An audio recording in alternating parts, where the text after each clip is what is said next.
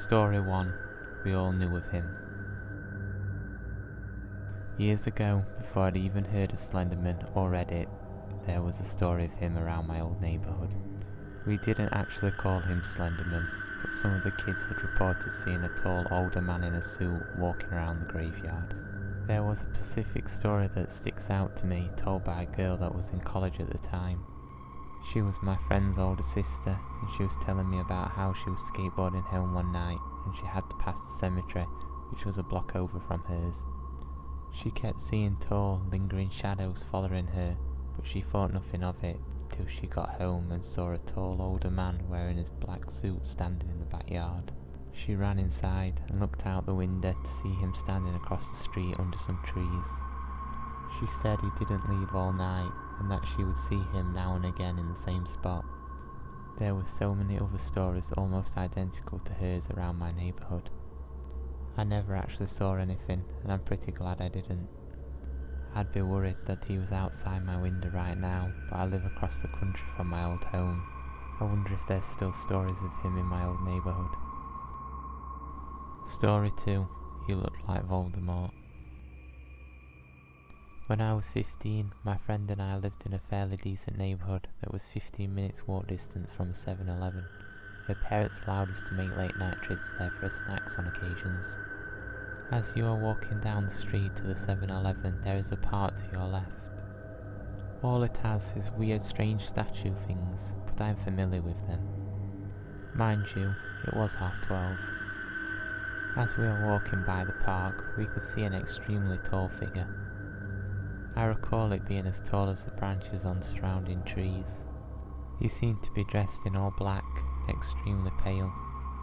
I am an extremely logical person, so I wanted to validate it was just some strange tall person.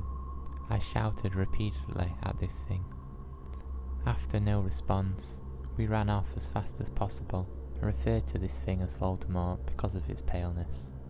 It wasn't until 2 years later that my friend informed me of Slenderman, and I realised that whatever I saw that night looked exactly like him. Story 3. He's watched me my entire life. Throughout my life, I have had free experience with the entity that I have come to call the Shadow Man. He lurks in my nightmares and is always in the back of my mind when I am in the dark. My first experience was when I was 8. I have always been a poor sleeper, and this night was no different. Around 2 a.m. in the morning, I realised that I needed to go to the bathroom. I slipped out of my bed and tiptoed to the washroom, hoping not to wake anyone as I passed their rooms.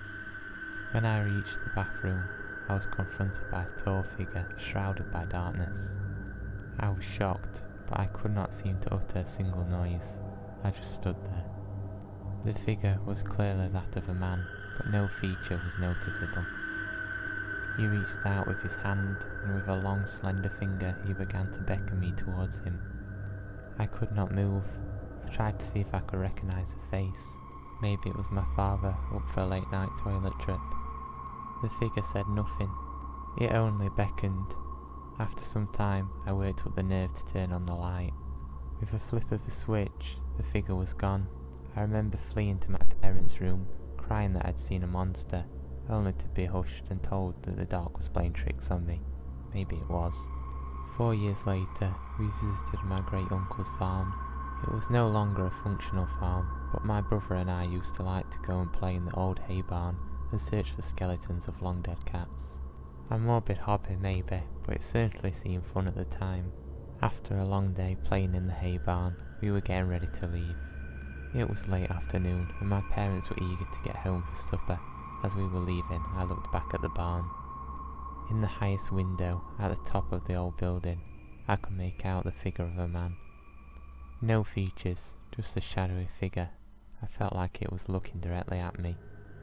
There was movement, he was beckoning. Fear slithered up my spine. I knew that for a person to be standing in front of that window, there would need to be a surface for them to stand on. I knew the ins and outs of that barn, and I knew there was no floor in front of the window. Whoever it was had to be hovering there on thin air. I kept this to myself. I knew my parents would not believe me, and I was not sure if I believed myself. About 2 years ago, I had my most recent experience with the Shadow Man. As I mentioned before, I am a poor sleeper. As I got older, I started to develop sleep paralysis. I would feel like my body was finally starting to drift off. Then some overwhelming terror would come over me, and I would try to move or scream, but was unable to do either. I was conscious, but temporarily trapped in my own body. I would get these sensations from time to time. They would frighten me, but I knew it was just my silly brain toying with me, until that night. It was late. I was lying in my bed, hoping to drift off soon. I could feel the sleep beginning to creep up on my limbs. My breathing becoming regular and restful, my eyes were getting heavy. The numbness of sleep was finally starting to engulf me. As my eyes begin to flutter before retiring for the night, I see him, standing at the foot of my bed, staring at me. I cannot see his eyes, but I know he's looking at me. I try to move, to shake myself into wakefulness, but the sleep paralysis has taken over. I am aware of my surroundings, but unable to do anything. He begins to crawl up my bed towards me. I can feel the pressure, but I cannot move. I try to scream, I try to escape, but I am frozen. His face is inches from mine.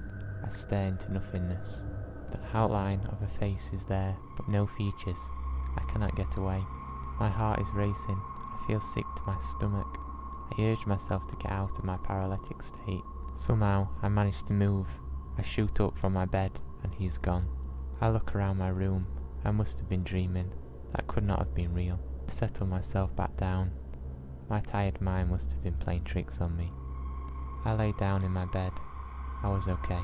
I felt the odd sensation that someone was in my room, but I put it down to the nightmarish experience. I started to feel a sleep take over my body again. Just as my body is ready to submit to the overwhelming exhaustion, I hear it. The rocking chair in the corner of my room, rocking back and forth. He's back. Thank you for watching, and if you enjoyed the video, please hit that like button and subscribe if you'd like to see future videos. All support is greatly appreciated. Thank you. Echo out.